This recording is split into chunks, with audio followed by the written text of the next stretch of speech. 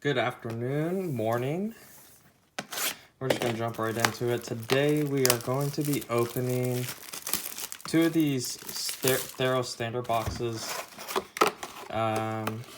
Some stuff to talk about this, I guess.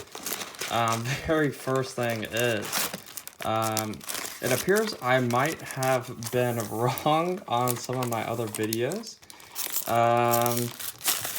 You know, I thought that those foil lands were actually going to be fairly profitable in the long run, but it appears maybe I'm wrong, or maybe market is still moving. I have no idea. But those have actually been printed a lot in the, I believe it's like the gift box or something like that. So there's definitely a lot printed, so that'd be something kind of interesting to see kind of what happens long-term wise. Starting off with the Ephemia and the nice forest as always.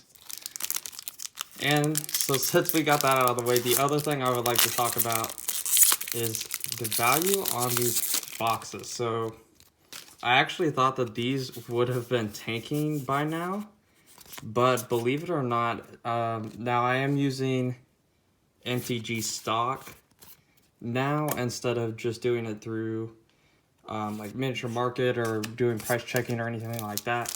So according to MTG stock, booster packs right now, just going off of mid-range and average, you could see them, low and average, I apologize.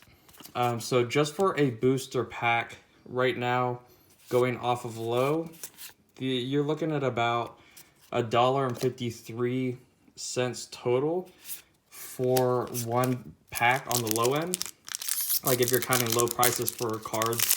And then if you're considering average prices, about each pack is looking at about $3.10, which is actually pretty good, especially considering all of the mayhem going on with these collector edition boxes. We got our first foil there. Nice little flicker of fate. So that's the low and average for just one booster pack. Now, obviously, a booster box, which is what I'm opening right now, comes with 36 packs. So if you just take that, multiply it by 36, for a low end on a box, you're looking about $55.08, which I think is what a lot of people are looking for. I do like Tutor, good pull right there. But if you go based off of that average price, you are actually looking at over $100 expected value for one box. So I think that these boxes prices are not going to be dropping soon, at least. Especially because I think a lot of people have opened, we got our first Mythic here. I think a lot of people have started to open those collector's edition boxes enough that I think that the market has kind of settled down a little bit more. So I think that I feel comfortable like saying that at least while this set is in standard or even in the next couple of months or so, I think that the average price should be holding at about $11.60 for a booster box. So definitely is a plus for that. But Mythic wise, so I would expect, like if I wasn't looking at MTG stock, if you would have told me that the Mythic slot average was going to be like over $5, I would have been super surprised. I would have thought you were pulling my leg or something. But actually, the average price for a Mythic, like just pulling all of the Mythics together, hey boy, pulling all of the average prices for just the Mythics and totaling those together, you're actually looking at $9.14 as a whole for Mythics. Now, Uro is one of the more expensive ones. I think he's like $40 now or something, so he's definitely skewing that a lot. But again, just having an average over all of the Mythics, you're looking at that $9.14. But on the low end, I promise I'm not the devil or anything, but it is $6.66, okay? Put the cross there. That way nothing happens to you. But that's what we're looking at right there. Ooh, Shadow Spirit, that's actually really good. And we got our first constellation, just a demigod. Nothing special, overprinted. But the rare slot, actually, I'm actually surprised by this. I thought the rare slot was going to have more value than the mythics, but the rare slot is actually only looking at average $1.41. So a lot of these rares are not worth very much.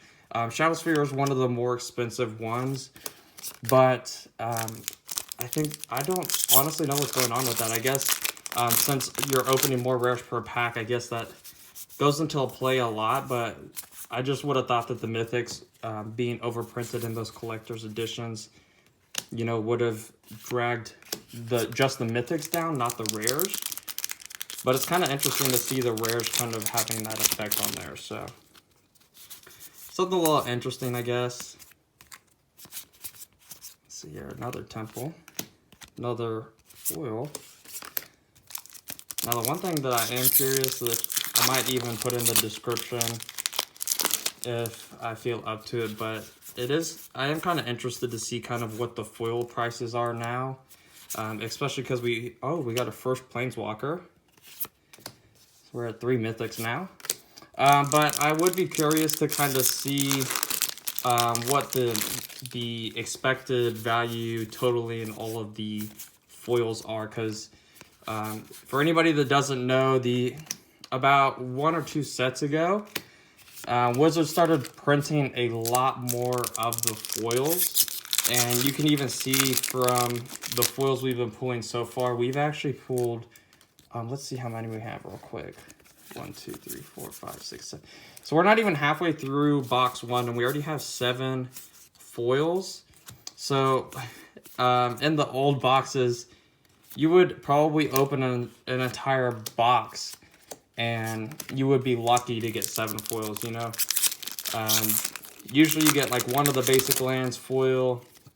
You get maybe like 1 or 2 common, one or 2 uncommon, about 1 rare, and then that would total up your foils for the box. But like I said, they just have started to print a lot more of these foil cards, which I think definitely would be affecting the price a lot because of that.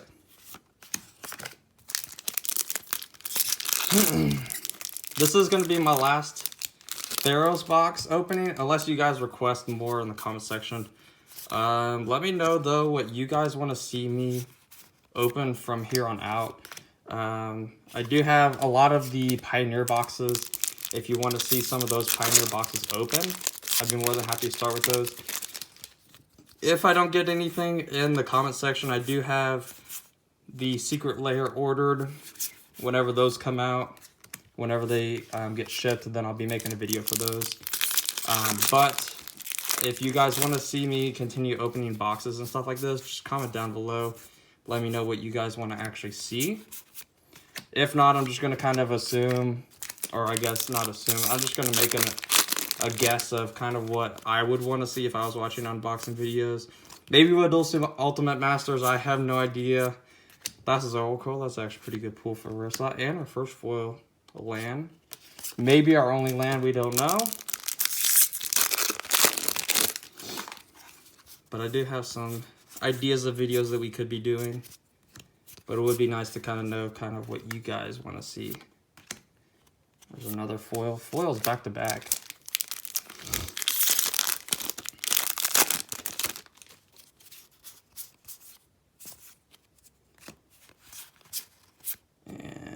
Go.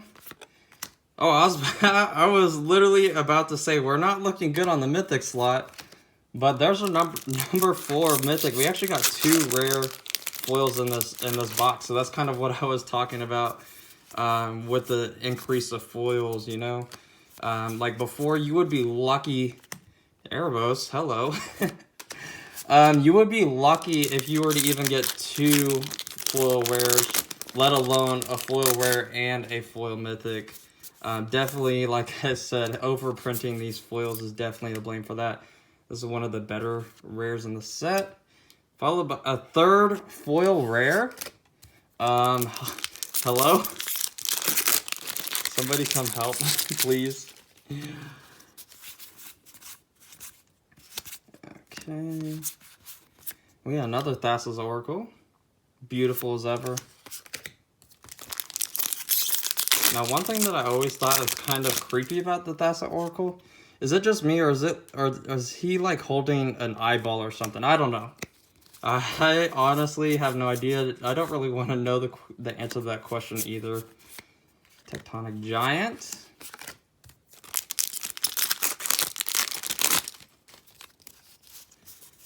And we're going to try to speed things up a little bit for the sake of that. Ooh, we got the Party Girl. Now, I don't know about y'all, but if I saw her out in the club, I might hit her up. I mean, I don't know. I don't know. You never know until you're there, right? I definitely would buy her a drink, though.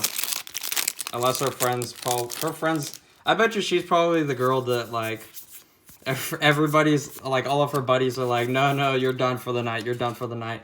And then she just, like, sneaks off. Rare 4, okay. I bet you she's the type of girl that, like, sneaks off and probably has people buying her drinks or even buying more drinks.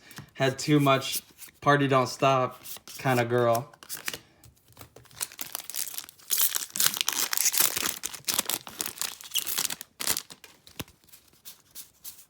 Alright. Well, I said try to speed things up, but we're not actually... I feel like we're not speeding up very much. What do y'all think? I don't know. We do have another 36 packs to open after this, which... Well, this might be a longer video, I don't know. We're going to do our best to try to get through. See if we can get it under 20. Or we can just go for a whole hour. How about that? We can just go for a whole hour. Fuck it.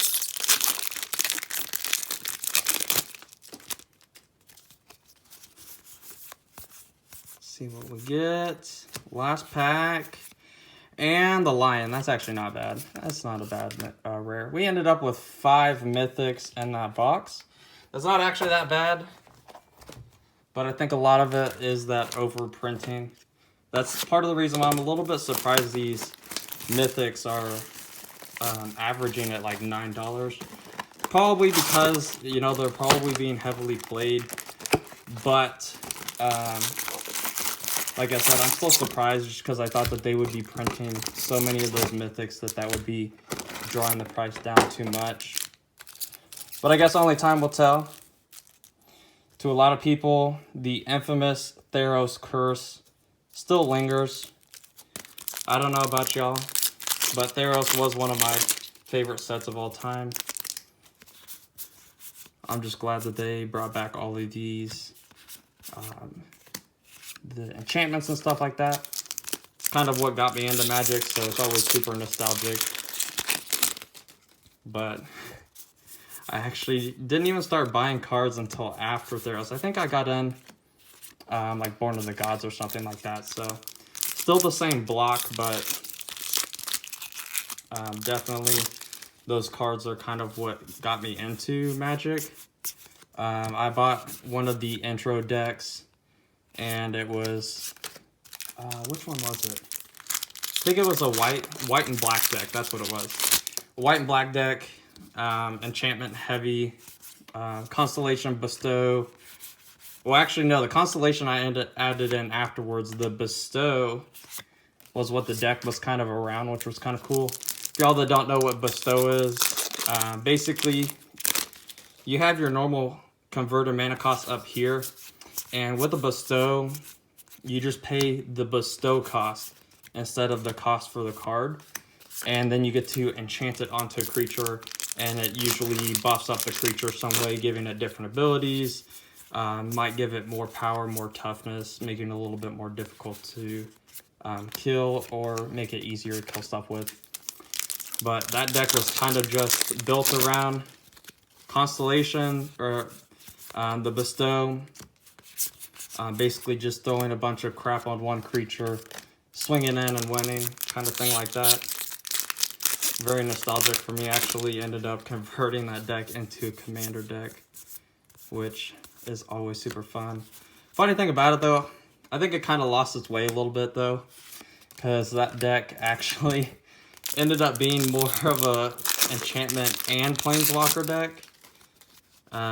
If you guys would ever want to see kind of what that deck looks like, I'd be more than happy to show y'all.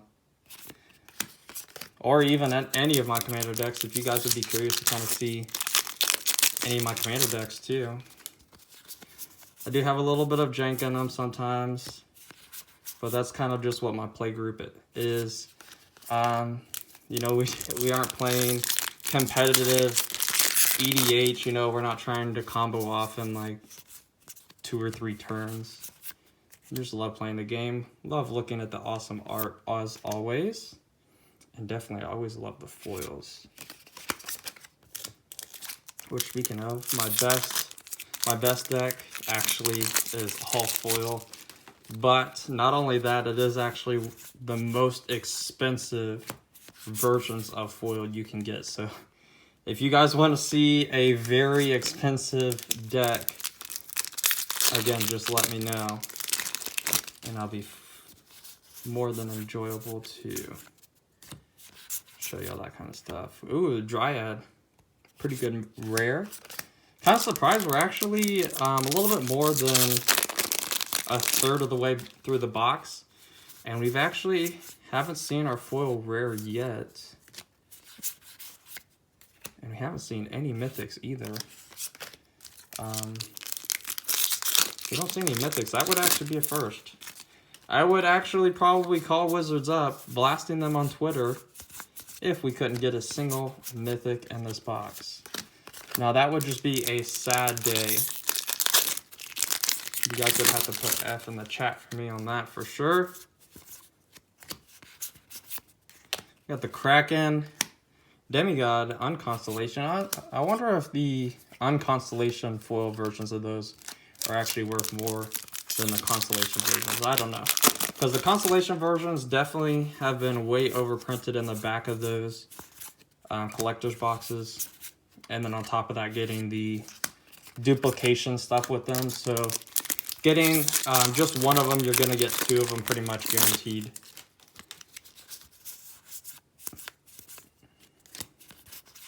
See those Constellation right in there. Another Underworld Breach.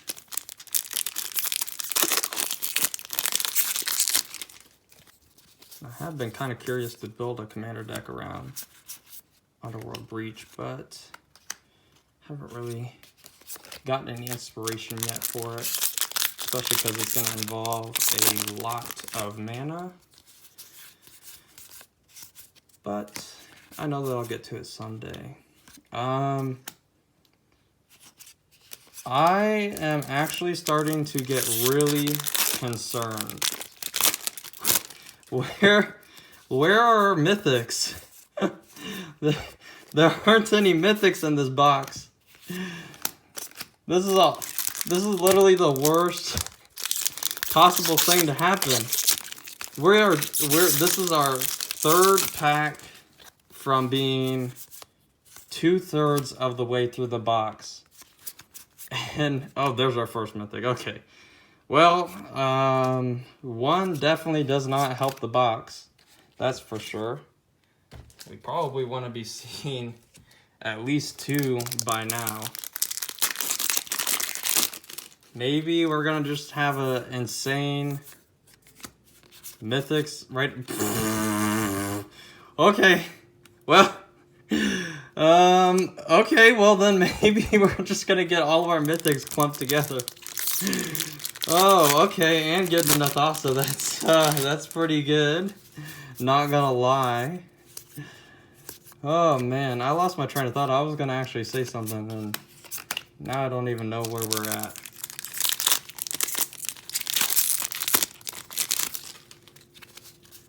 Alright, let's see here.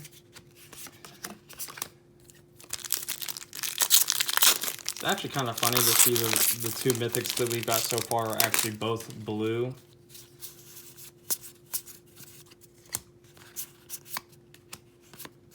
And just another Constellation.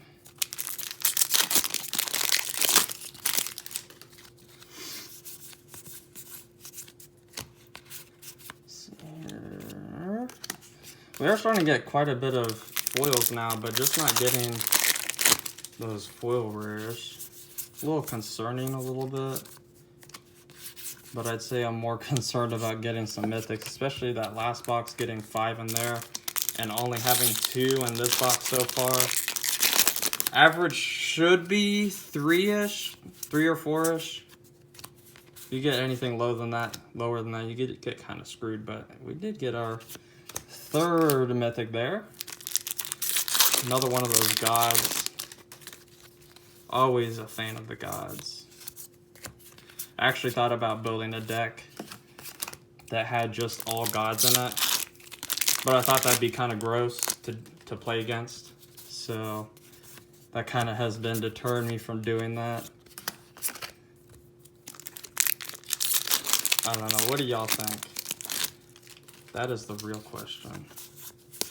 I do know some people in my local game store, or LGS for short, would definitely love some of that stuff, but I don't think playing against that deck the whole night would be very fun, especially because I'd be using probably Child of Alara as the commander, which would be pretty disgusting. If you guys actually know what Child of Alara is. If not, feel free to just search it, because she is pretty busted. Alright, last 2 packs here.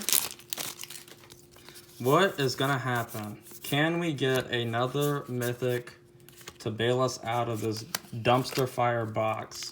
Last pack. Here we go, here we go, here we go. Cross your fingers, cross your fingers. I do see a foil there. Maybe it's Helion. And Nyx Lotus. Okay, that's actually not bad. That's actually a pretty good pool. And nothing. Garbage. 25 cents. Well, thank you guys for watching. Remember to like, subscribe, hit the bell notifications so that you can know when I post more content. And thank you so much for watching. Have a good rest of your day.